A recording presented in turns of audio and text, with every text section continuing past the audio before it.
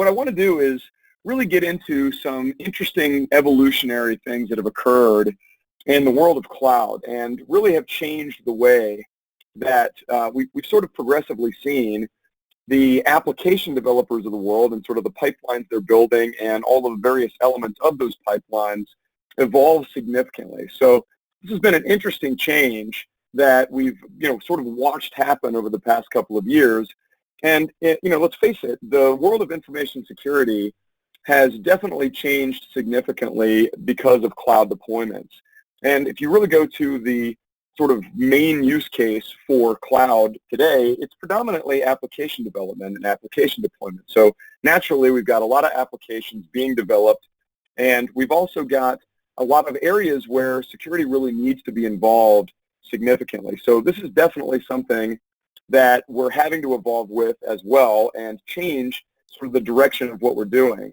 And so, again, one of the things we've sort of taken a step back and taken a look at is the notion of how to actually insert ourselves and actually insert our security capabilities into pipelines and work more closely with developers, while obviously not intruding on what they're trying to accomplish. So that's really the big goal here, is making sure that we're getting everybody moving forward without necessarily causing, again, slowdowns in some of the deployments that they want to do, without necessarily changing the, sort of dynamic of what cloud really brings to the forefront. And like I said, what I really want to do is talk about the pipeline today and actually also look at some of the key sort of scenarios and use cases that come about as a result of the changes that have come about. Now, one thing I really am going to be emphasizing in my discussion here is, really the, sort of state of automation. And automation is going to be a key theme for us as we go through this discussion, because we have much more opportunity to not only leverage cloud native tools, and that's going to be a big theme here as well, but also to take the third parties that are integrating into the cloud and integrating even into on-premise and cloud pipelines and make use of those too. So like I said, we're really seeing nothing less than an evolutionary shift that has completely changed the way we're doing a lot of things. What that leads us to is a discussion around the changes. And so the SDLC has changed. And, let's face it, the sort of waterfall, old school, classic SDLC, I don't want to say it's dead, but it sort of feels dead. And it's just too slow. The nature of application development has moved us away from these sort of classic, really sort of monolithic models where maybe we're doing a very small number of, deployments per year. We're maybe only doing small sort of upgrades because we're terrified of breaking everything. And we've also had a requirement to move towards a much more collaborative culture where the security teams are really integrating with the developers that were responsible here. And as I said earlier, that is going to really need to sort of have us take a step back and determine what tools we've got in operations that can integrate. Now, if we've been having this conversation, 5, 8 years ago, it might have been a smaller number. There really wasn't a lot of progress being made out in, some of the classic security tooling. Now, there were lots of development tools being made, lots of orchestration platforms, lots of work done to integrate things like code check-in and check-out. But what we didn't have was the security side sort of keeping pace with that. And fortunately, for all of us in the realm of security, that has changed as well. So again, good news sort of all the way around. And, the nature of the whole SDLC has prompted us to really revisit and look at the modern CICD pipeline. So for those of you that aren't familiar with this, the nature of the pipeline that people are either building right now or working towards or are using right now, for those that are a little further down the road into a bit more automated and maybe cloud-oriented types of application development, there's a couple key concepts that everybody needs to embrace right now. And one of those is continuous integration. Continuous integration, I tend to find, is actually very doable. Even if you're not a super cloud-first type of organization and you're just sort of dipping your toe in the water and moving in that direction, continuous integration is the first big step that allows developers to continuously integrate their code branches into sort of a streamlined model. So they're not having to wait and sort of sit there and hold the code for any length of time. It's sort of continuously being fed in. And what that means is that, A, we've got to have tooling that facilitates us not only doing the development more fast, kind of quickly, but also rapidly integrating to things like code repositories where, as we'll get to in a moment, we've ideally got some security baked in as well. So that's the first part of the pipeline. The CD part of the pipeline can actually mean two things. It can either mean continuous delivery or it can mean continuous deployment. Now, continuous delivery can really mean delivery to somewhere. And I mean that in the best possible way. You want to know where it's going, obviously, but the continuous delivery can go to a QA environment.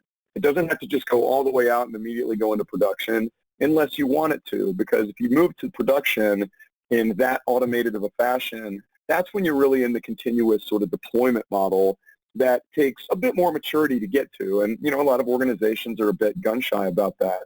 But that might be the ultimate goal, and that's okay. The thing is, we're not stopping continuously or taking really long periods of time to move the code into the various phases, like the build phase and the packaging phases and, a lot of these testing phases that can sometimes take a long time. We're looking at automating many things along the way to actually get there. And that is a big, big change that has occurred over the past couple of years. So what goes into this, right? What are some of the key elements of the modern CI/CD pipeline that, sort of have to go hand in hand with what I just described? Well, number one is automated provisioning. And the more automated you provision your resources and assets, the faster everything can move. So that's sort of the umbrella goal in many ways, is being able to get away from manual activities and a lot of manual interaction and manual tie-ins. And that goes for everybody. That's not just security. It's certainly not just developers or other types of testing folks or operations teams. We have to sort of look at everybody's components here and ask, well, how can we do this in a bit more automated way? Because ultimately we want less manual intervention, because that can lead to, mistakes or other issues. We want deployments that don't include downtime.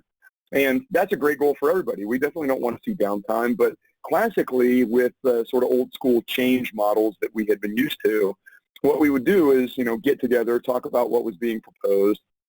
You'd have some, back out plans for different types of deployments, and, then invariably you would, find a window on the weekend in the middle of the night or whatever it was and go. And ultimately that worked to some degree, but did require downtime in some cases, and nobody really wants downtime anymore. So we're looking at getting away from that.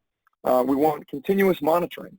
And I've always said this, continuous monitoring has been hard, notoriously difficult, but with the cloud, you have a software-defined infrastructure and environment that you can facilitate the creation of monitoring engines within. And the way I always describe this to security teams when I'm working with them is, think of it this way. You're building a safe place for the code and the deployments to land, however you do that. And once the deployment is up and running and you've got production workloads that are facilitating and hosting applications, then you've got the monitoring already there. You're not coming in after the fact and saying, hey, let's add monitoring. That's already in place, and because you're going to the cloud, that is something that is much easier to pull off. Rapid testing and updates, like I said, and then doing automated builds and automated testing. The more we do that and the more we look to integrate with the pipeline itself and find tools that can integrate with the pipeline, the better off everybody really is to sort of make this entire thing happen. So you probably noticed there's a little bit of an emphasis in my description here of these key things where I'm talking about automation and I'm talking about rapidity and speed. That's absolutely the case, but for security professionals, those have sort of been taboo topics for a long time, because we're always worried about rushing off a cliff and potentially automating ourselves into oblivion. That's, of course, not the goal here. So there has to be some preliminary work done to get us all on the same page to help develop things like standards and sort of move us into the direction where we're able to get this done in a much more productive and collaborative manner. And that starts off with the assignment of the appropriate roles. And obviously, this is a bit subjective. Every organization is just a little bit different. And if you're a small shop and you really don't want to have the involvement of the legal team every day, well, you probably don't have to, right? I mean, the reality is you may only need things like compliance and legal teams involved where appropriate and certainly where relevant to the applications that we're talking about. Same thing goes for business unit management, where perhaps really focused more on the stakeholders that are the application owners, for example, and they're the ones that need to understand the risks involved and what you're proposing to do and where everything's going to go because, well, that's the business. But the first four listed here, those are typically the more day-to-day involved teams that need to be aligned in order for these types of pipelines to function appropriately. So obviously app dev, cloud architecture and engineering teams are often, right alongside them. And in today's current DevOps models, that's really the case. Security architecture and operations teams are rapidly becoming more involved all the time. And I think we've realized that in the past few years. I've certainly been saying that. And I know quite a few of the other researchers at SANS and instructors at SANS, as well as, well, the community, too, that's out there doing cloud, security controls and building out processes and so forth. We've all been saying, look, we definitely need development and security and operations to be on the same page, ideally all the time. And you may not necessarily call them the same team every day. They may have to, sort of take on other tasks and job roles, but they have to have some degree of alignment that facilitates building this type of a pipeline and integrating the security to it. The fourth one here, the IT and infrastructure teams, that's your traditional teams that are really responsible for the services that are running and for the operating systems. And they are sort of morphing as we speak. It doesn't mean that Windows administration isn't still what it is, and Linux types of engineering and administration is what it is. But those teams are sort of becoming subject matter experts involved in not only the development of the pipeline and how it flows, but of course the ultimate operational state that things land in, because they may be responsible for doing updates or some sort of monitoring. Those kinds of things tend to fall really late in the sort of deployment model where things are up and operational. So we've got lots and lots of sort of moving parts here. If you don't have these teams coordinated to some degree and on the same page, you really are not going to have the full degree of success that you could, especially as you're building more and more out into the cloud. So my suggestion, as you can imagine, is to have some discussion. This is more the preparatory phase. And let's face it, I'm not naive. I know that many of you that are hanging out with us today are a little further along than this, right? You're not coming to the table and saying, well, I think I'll, build some applications in the cloud in the next 5 years. You probably already are there, but hey, it's never too late to step back and really make sure that the security team sort of, A, knows what's going on and sort of has a sense of how things are working and where they're going, but also to revisit that governance strategy that brings us about to standards, making sure we know what the release cycles are and what we need them to be. Maybe, talking about tools that are in use currently.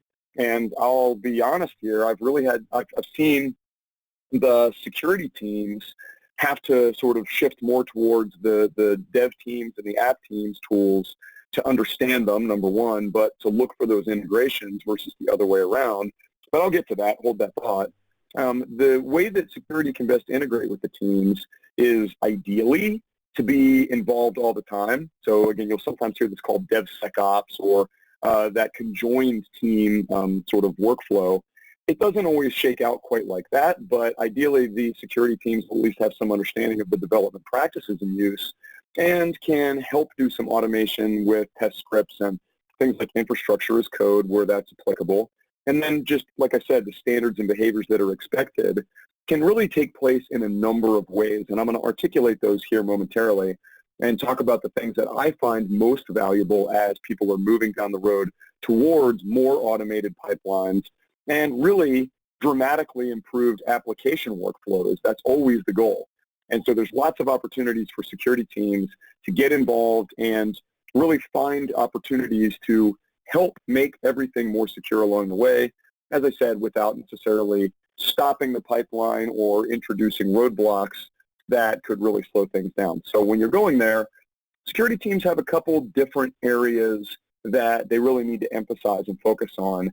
And I'd say there's probably more than this. This is not necessarily a complete list, but it's some large categories that I've encountered numerous times. I mean, how many times have we been talking about writing good code? Right? It's just par for the course. We're always talking about code security, But good news for us with the CI part of the CICD pipeline, with that continuous integration, the tools that are now available for developers to make use of, whether cloud native or third party, almost all of those really support integration of things like static code scanning. So the good news for us in security is that we can help shape some of those types of standards that we want in terms of code and the output of code, but we don't have to stop the presses every time somebody writes code and perform these much more sort of heavy-handed manual static code analyses. No, we can actually integrate much of that in. Awesome. We also need to understand the code repositories, how it's being checked in, checked out, by who. That comes down to privilege management, which I'll touch on here in a minute, as well as just, again, that integration. We need to look at automation tools and orchestration platforms. And one thing I'll say is that you really aren't going to get too far with maximizing your investments in cloud without leveraging both of those, and heavily. So we're talking about automation around builds and deployments. We're also talking about orchestration for things like configuration management of the ultimate production workloads that are running. And that goes equally for container images, just so much as it does for traditional server types of models. And then the gateways and network connectivity, I think just about everybody can understand. In other words, we need secure channels by which to send our images and send our builds across, say, the internet if we're doing this internally. And if you're doing this, via a hybrid cloud infrastructure, there are many different options for leveraging, again, both sort of point-to-point cloud-connected pipelines as well as just standard types of point-to-point VPNs, and sometimes even both. So you've got tons of great opportunities to do this, and it's just a matter of finding what works best for you. So I'll focus more in this presentation on the first four areas, because this isn't a presentation or a discussion around more the networking side. I think that just goes with the territory, but we're going to focus more on some of the big pieces that need to be involved with the app development side of things. So let's make sure we go back a step, right? Again, don't rush out the door. We've got to look at the governance. We've got to look at sort of how things have been done in the past and ask ourselves where they need to change. That's tempting to say, well, everywhere, but not necessarily. I mean, your regulations don't care that you're changing what's going on, and some of your compliance mandates and maybe your auditors have some thoughts on, the things they'd like to see as far as controls. So don't just assume that all of that shifts completely 180 degrees. It doesn't. But you definitely need to look at the new controls available within the cloud and the new tools that are available to help do this. You need to look at third parties that have completely evolved and can offer that integration. And you need to look at how you are working together as a team to get this done. So that's, sort of the umbrella I'm calling risk assessment.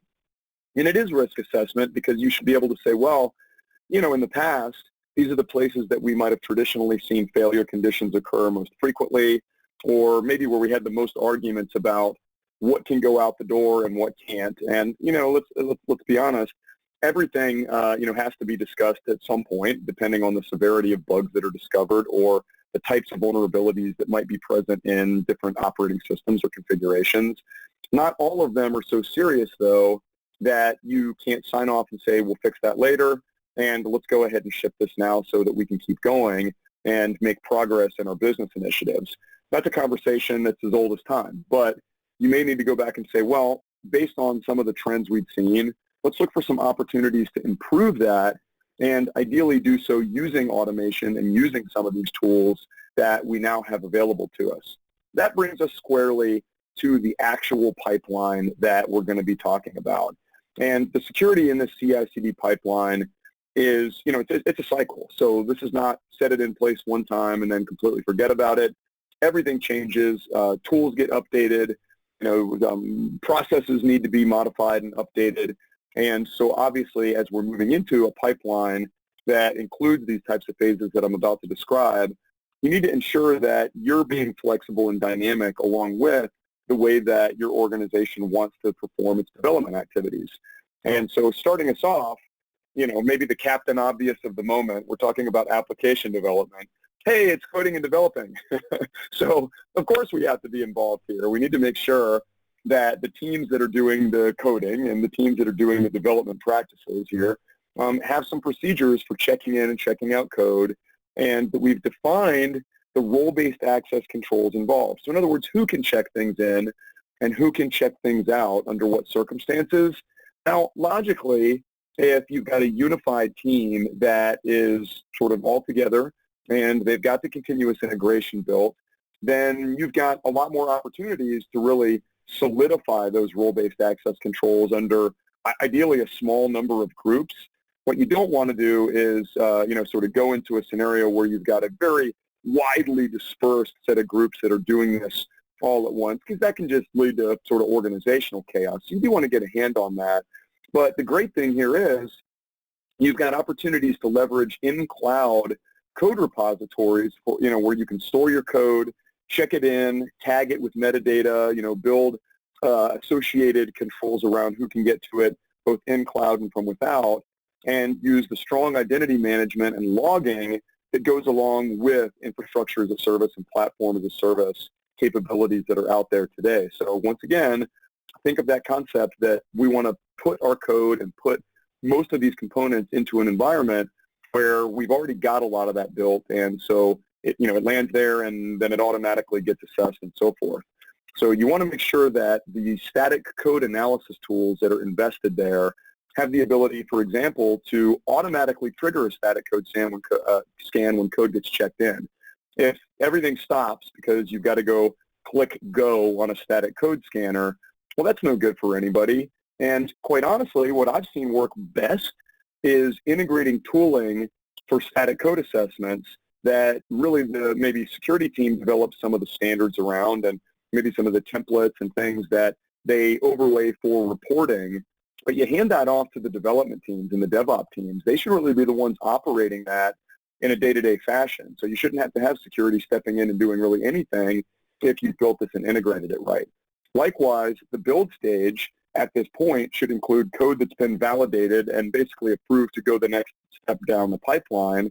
And all of the approved build architecture and controls should be defined, and you should have build testing for the code itself, which means you're starting to think about packages that need to be involved and installed potentially. You need to be thinking about integration services that can perform that compilation, run the tests automatically, and then produce packages that are ready for deployment. So AWS Code Build is a great example of that.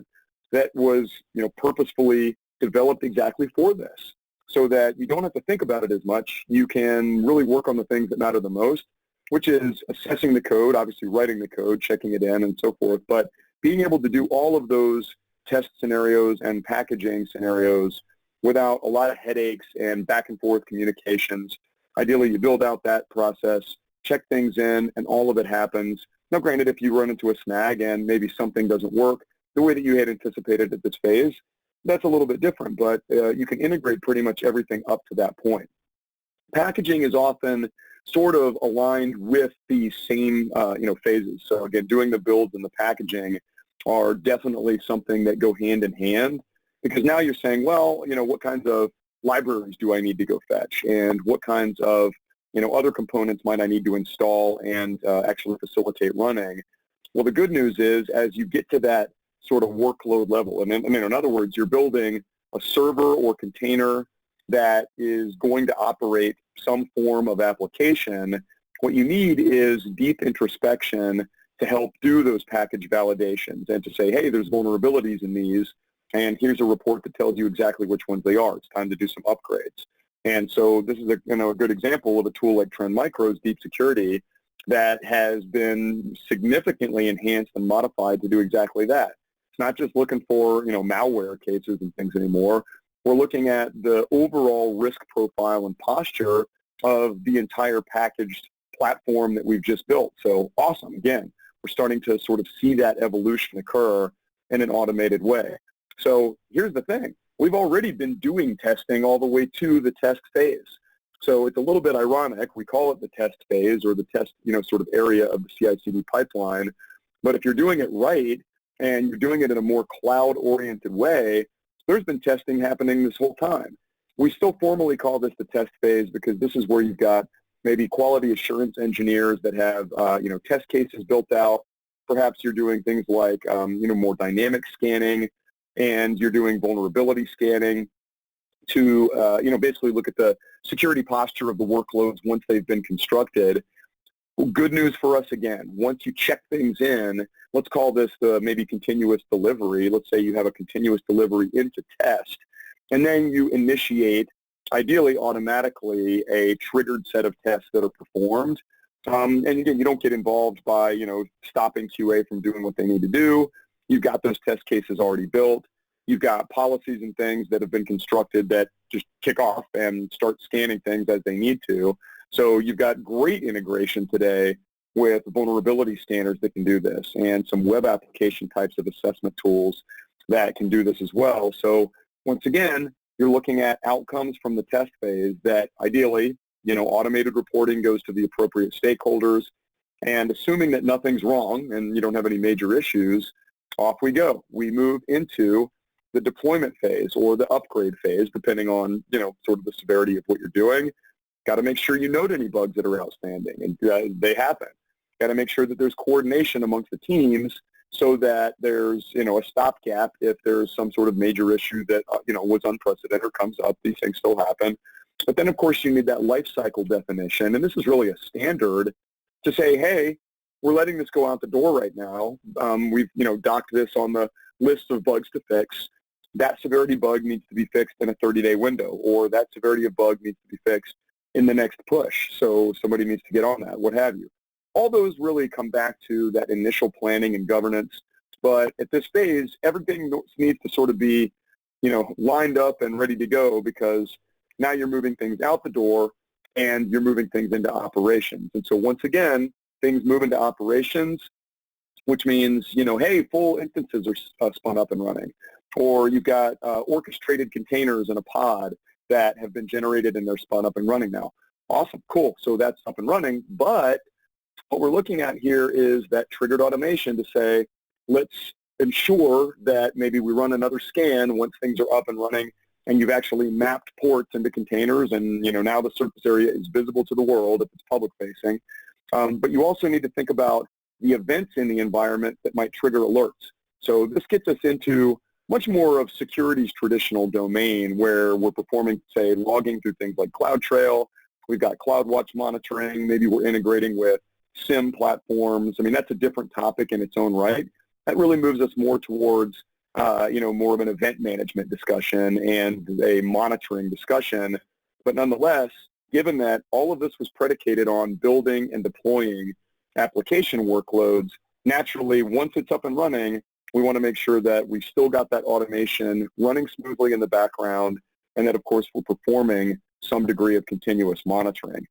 So another big piece of this that I think all of us in security, certainly, and I think everyone in DevOps and application development gets these days much more so than they used to, it's secrets management. And we use more secrets than ever before to facilitate some of the automation we're doing. And that could include things like API keys. It could be SSH keys. This could be other forms of passwords or tokens, just about anything you can imagine, certificates, the list is long. Well, we need to ensure that in order to facilitate safe application deployments, we're not burying our code or our secrets in our code where possible. We're abstracting that out, or we're not putting encryption keys directly into images and workloads if we can help that. No, it's actually better to rely on secrets management platforms where these things can be checked in, checked out. Privilege management can be coordinated accordingly for, say, short-term access. And this is one of the areas that I'm incredibly positive on for cloud-based architectures and deployments, because there's so many great tools out there. Again, third-party tools and cloud-native tools. I can put things into AWS Parameter Store. I've got AWS Secrets Management. I've got totally integrated encryption that I can leverage with KMS. Again, we have third parties that can do all these things as well, depending on the circumstances. So as long as we're talking about this and we're being diligent about how and where secrets are being used and applied, I honestly think we have more opportunities than we ever have to rely upon some of this automation and do so in a safe way so that secrets don't get out and actually get exposed. APIs have to be involved here. I told you guys automation is a big theme of this, and I'm sure you've realized that by now. Well, how does automation happen? APIs. and that's both cloud APIs and third-party APIs, and those, of course, have some significant overlap and integration with one another. But we also want to make sure that we're documenting the security posture of APIs, and, again, sound providers do exactly this. AWS has extensive documentation around how their APIs function and some of the testing they do around this through audit reports and so on.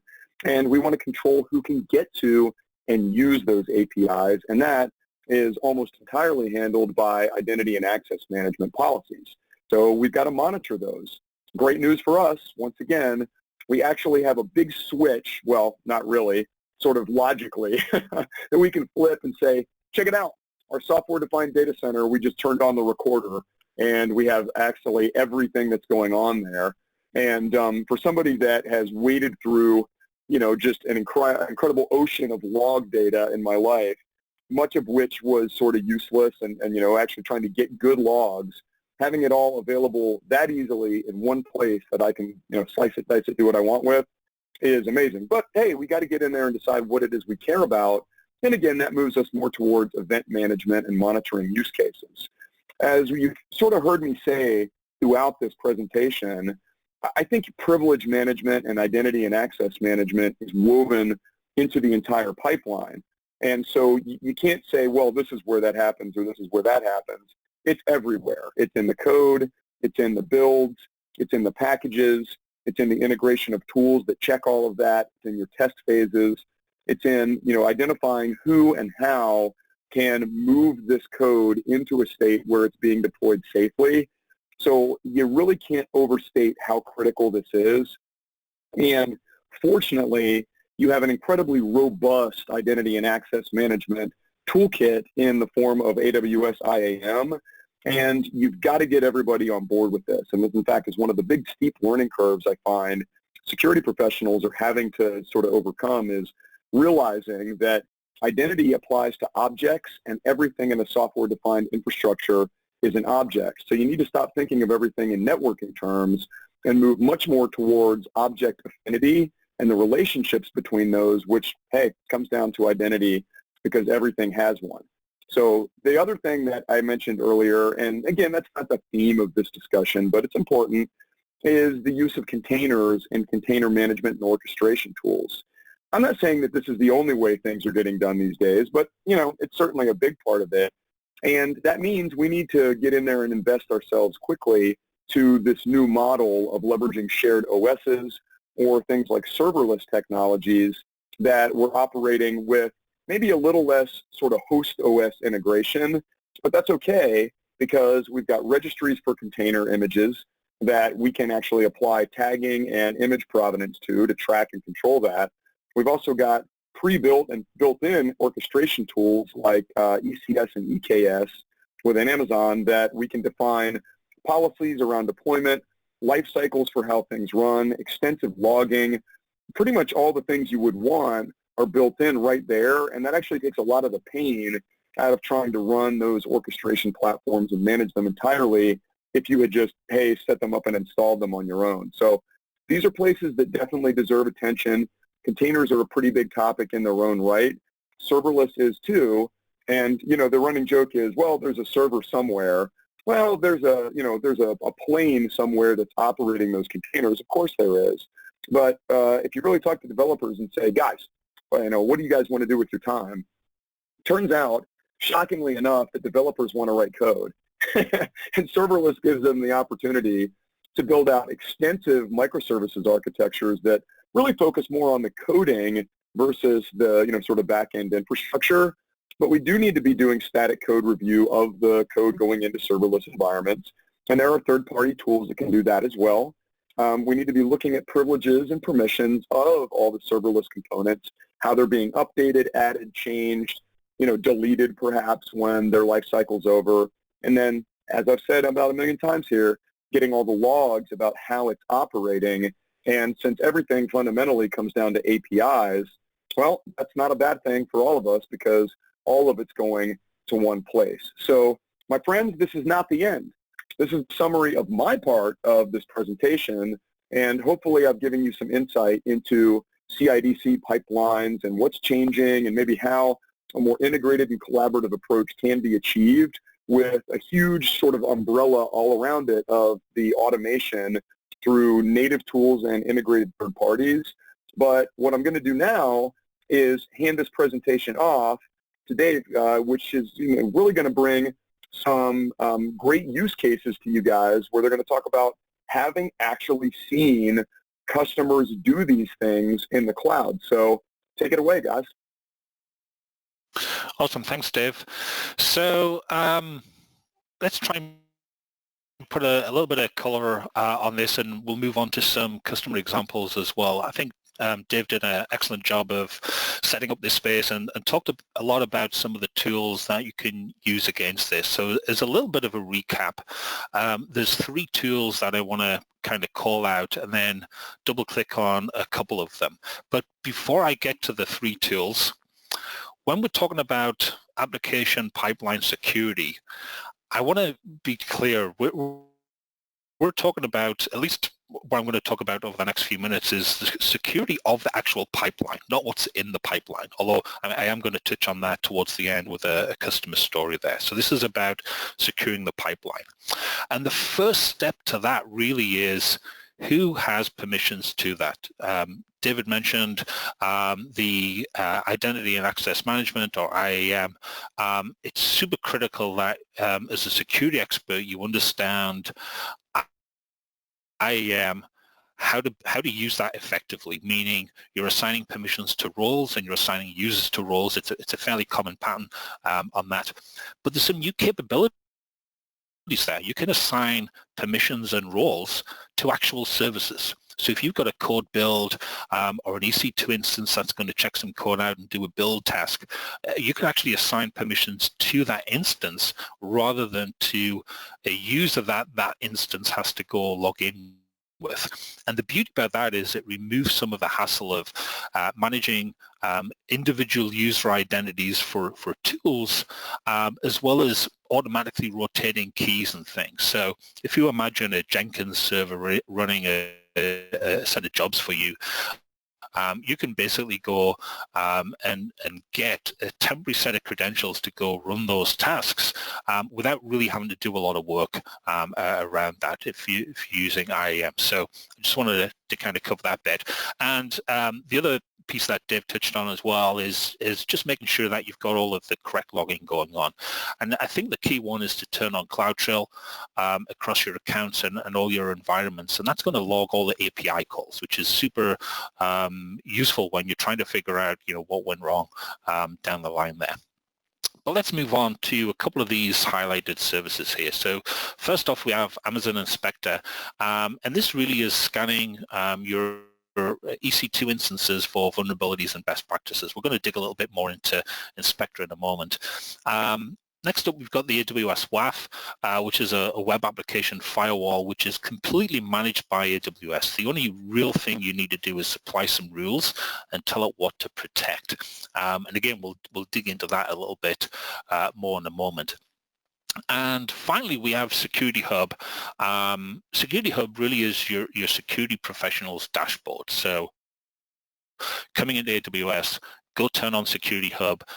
It's going to be able to consolidate a lot of the data from the services that you see here, such as Inspector or Macy or GuardDuty, and give you a kind of view across your AWS footprint. And if you're working within the realms of build environments and continuous deployment, it is those very services that you want to be looking at with this kind of tool. Now, the last thing I want to say is, and I can't stress this enough, is there's an incredible amount of automation possible with AWS. Right? Everything is an API.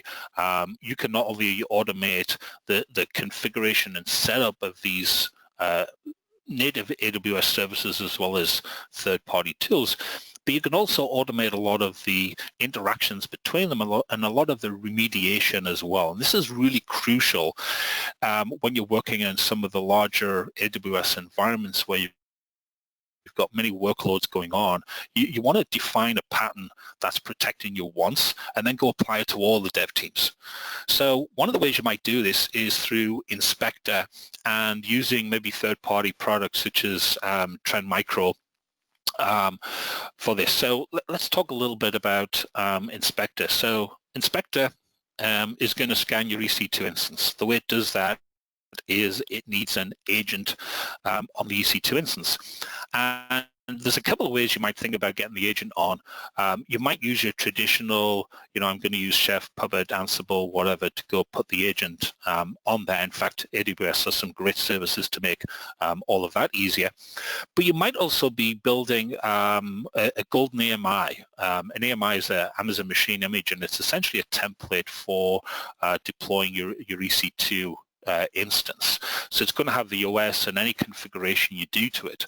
So you could spin up, say, a Red Hat Linux EC2 instance, and then you can go install all of your agents, all of your logging tools in there, and then you can create a kind of snapshot of that, and that becomes your base image for everything. So we find a lot of customers are actually doing that, baking in not only the inspector image, but things like the Trend Micro agent as well. Now, Inspector is going to run against that. It's going to run one of 4 rules packages. You can define what it does here. It can look for network reachability kind of rules. There's a set of security best practices in there as well. But the 2 really interesting ones are the CIS benchmarks and the CVE rule set. And in fact, the CVE rule set is really what we're talking about in this example here. Now, once Inspector completes its scan, it's going to give you a report. And this report's going to detail like, hey, you've got an instance here, and here's all the vulnerabilities that we've found within there. And that's great. But obviously, the next thing you've got to do is figure out what to do about that, right? And quite often, there's 2 paths here. One is, well, I'm just going to update the OS and update all the libraries and cross my fingers and hope my applications still run.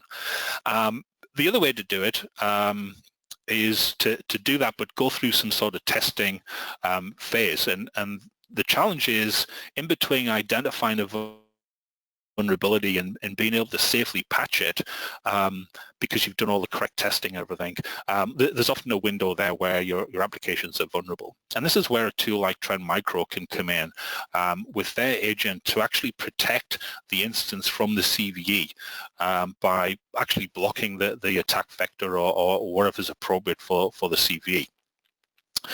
But now you're thinking, great, so I've got an instance with a vulnerability. Trend Deep Security can protect me from it, but how do I join that information with that action? Well, the great thing is everything's an API. So Trend actually have a tool that you can run against the findings from Inspector, and it will, first of all, identify which rule sets within Deep Security can protect you against those things.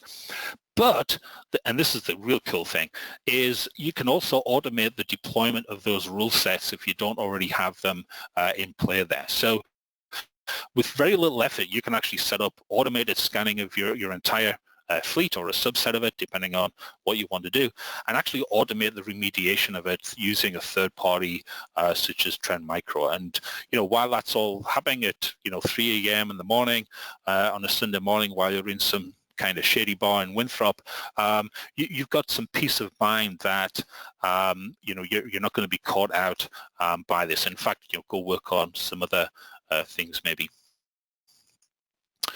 One of the other things you might want to work on is actually protecting not only the applications, but also the tools that you're using. A lot of these build tools and things are running web interfaces, so you might want to go apply the same sets of protection against this infrastructure for building and deploying code as you do for your applications. And regardless, I think pretty much everybody here should be familiar with a web application firewall or a WAF. AWS has WAF as a service, so AWS is going to manage the infrastructure here. The more requests you get, the more infrastructure is deployed on your behalf. So you don't have to worry about sizing and making sure you've got the right number of WAF appliances and things running there. The only thing you really have to do is provide a set of rules. Now, again, as a security working with customers, it's like, great, now I've got to write some rules here.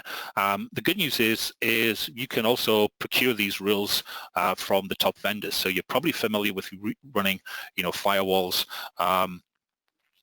using third-party products, both in and outside of AWS. But what you can do now is actually take those rules and deploy them into AWS's WAF infrastructure. And again, since we're featuring Trend here, Trend have a set of managed rules to protect you against common CMS attacks, including WordPress, Joomla, Drupal, those being the applications, obviously not the attacks, and helps you meet things like DCI, PCI, DSS, and so on. So again, great set of tools, very easy to go implement. And one of the cool things that the WAF's doing is giving you a set of events that you can then go respond to through something like Amazon CloudWatch. So as you're dealing with potential attacks or bad requests, you can actually get alerting and reporting on that. And in fact, Security Hub's one of the places where you might see that. So we talked a little bit about Trend. They have their suite of products around deep security. If you take a look at the diagram here, you see quite a lot to it. And one of the things I hear constantly from customers that we're working with Trend Micro is that we get this kind of view across a range of tools and deployment options. So we've talked a little bit about EC2 instances and protecting AMIs and firewalls and that kind of thing, but Trend Micro is also knee-deep in your CICD pipeline, and really one of the kind of cool DevOpsy things that they do now is around the container scanning. So scanning of container images, scanning of the actual containers themselves, scanning of the infrastructure that the containers are running on, and giving you this kind of much more consolidated look and protection across the board there. So, if you're moving to a DevOps container-based kind of world, then, Trend Micro is going to be dealing with, your traditional legacy, hate that word, but you know what I mean. Your traditional on-premises infrastructure, as well as your virtual environments with VM and so on, moving into cloud with EC2, ACS, EKS, and containers there. So great set of products, but let's talk about how some of these customers are using some of these products and tools to actually do real things. So first off, Cloudicity. Cloudicity are actually a managed service provider, or MSP, and they actually specialize in the healthcare industry, which immediately puts them not only as a great target for the bad people in the world, but also there's a ton of regulatory requirements that they have to meet, and particularly around HIPAA and high trust, that they have to kind of make sure they're keeping the bar up on them. So, some of the challenges that Cloudicity needed to address were around security of the pipeline, right? They're as you can imagine, an MSP in the cloud has a great opportunity to automate everything. And one of the things that the Cloudicity has been able to do is actually set up this automation, but also protect it from vulnerabilities, from bad actors, and that kind of thing. And key to that is actually deploying the Trend Micro solution. But not only that, they have customers obviously running on AWS that they're managing the environments for. And again, a lot of the automation that Trend provides has enabled them to automatically deploy the control plane for Trend into customers' accounts. In fact, there's actually a quick start that you can take a look at to quickly deploy that. And for those that don't know, a quick start is a set of CloudFormation templates and a guide that allows you to very quickly deploy a solution on AWS without really having to spend a lot of time figuring out all the best practices for Trend or whoever else you're looking at. And some of the benefits here really are around detecting malware and vulnerabilities in the pipeline before it gets into the code base, before it gets into anywhere near the test and QA or heaven forbid the production environments there. Next up, we have Verizon Media, probably significantly large infrastructure deployment, upwards of 1 million instances on EC2 across about 1,000 accounts, and immediately, even with those just those two numbers, the immediate problem becomes, oh my gosh, how do I even know what's going on, let alone what I should be doing to kind of protect against it? And Verizon Media, like a lot of companies, has grown many different business units, as well as new businesses being integrated through M&A kind of activity. So you end up with a typical enterprise setup of like, I have one of everything and two of the things I don't like. And one of the great things they've been able to do with a partner, Tenable, is actually gain control over those environments and get visibility across those thousands of accounts and across the millions of instances to give them really a good set of insights into what's going on there. So a lot of this is about visibility into different dev teams, right? So do you know who all the dev teams are? Maybe not. Can you go identify those workloads? Can you build these repeatable patterns and things? And in fact, we're actually working with Tenable on some accelerators that will be out shortly for making it easy to build out your Golden Army pipelines to kind of immediately start collecting that security information there. And last case study, and then we'll kind of get wrapped up and do some questions. We have GreenSky. GreenSky is a financial technology company, so think regulatory requirements and all that kind of thing. About 16,000 merchants doing payment options, handling about 2.4 million customers with about $17 billion of transactions since they started back in 2006, if I remember my numbers correctly. And the tool using it from Contrast Security is a tool called Contrast Assess. And what this tool does pretty cleverly is it takes over both static, dynamic, and runtime code analysis and gives immediate feedback to developers on potential vulnerabilities with libraries they're using, potential bad cutting and pasting from Stack Overflow, shall we call it, and so on. And it gives the developers immediate feedback as they're building code and checking in code on what those vulnerabilities are, and often remediation on how to kind of fix those. So again, great solution, well worth checking out on there. Really helping free up security's time, because I think you'll all agree, security often seen as the bad people in slowing down application development because, hey, we need to do this AppSec security review. Well, using a tool like this, you can really accelerate that and not only speed up the application development process, but also reduce the amount of security people who are tied up doing this. So why Marketplace? Obviously, you can go get these tools outside of Marketplace. Nothing's stopping you from doing that, but Marketplace does bring a lot of cloud-friendly things to put to bear. So the first one is around flexible consumption and contract models. Typically, when you're buying software, it's like, hey, I need a license for this many CPUs or this many processors. But cloud is built pay-as-you-go. It's elastic. You can deploy infrastructure and then shut it down, and you're not paying for it anymore.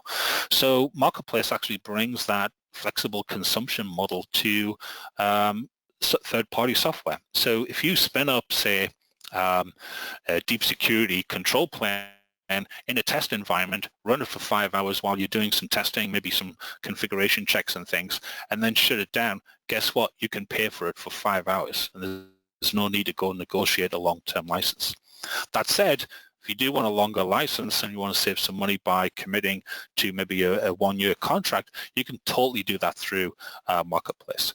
Now, all of that's going to go on your AWS bill. We're fully integrated into things like Cost Explorer and budgets, so you can do all that cool stuff as well. And we also have a set of humans that can help you as well. So you're thinking, hey, how do I get started? Well, again, breadth of security solutions on AWS Marketplace. We've talked about Trend, Tenable, Contrast in this talk, but also, there are a whole ream of others. In fact, if you're moving to AWS, you're probably already using some security tools. Go see if they're in Marketplace, because if they are, they've done the work to make sure they work well on AWS. One of the kind of bars that you can kind of hold yourself against is, are these players, are these vendors integrating with things like Security Hub? Do they have a presence on the AWS Marketplace? Are they taking advantage of the elastic pricing, as well as some of the other kind of pricing options that we have around that as well? So finally, key to this, I think, is both the Davids, if you like, have said, so it must be true, is taking care of the integrations, automating what you're doing here, looking at APIs, and really focusing on bringing security further earlier in the development cycle, right? The devs should be defining the security. The tools should be helping them as they're checking code in, do the scanning and all that kind of thing. There's a ton of AWS services that can help not only for protecting the pipeline, but for your security posture all up. We've mentioned Marketplace. No need to kind of remind you of that here as well. But you know, one of the things I always get asked is like, hey, David, you know, we're the Verizon Media type people. We have like 22 tools that do the same thing. How should I think about consolidating these? Well, go look at vendors who are really integrating with AWS. Are they on Marketplace? Are they integrating with the AWS tools? Do they have APIs that you can then go automate? That's how you should be thinking about picking some of these tools up. And with that, I think we're almost at time.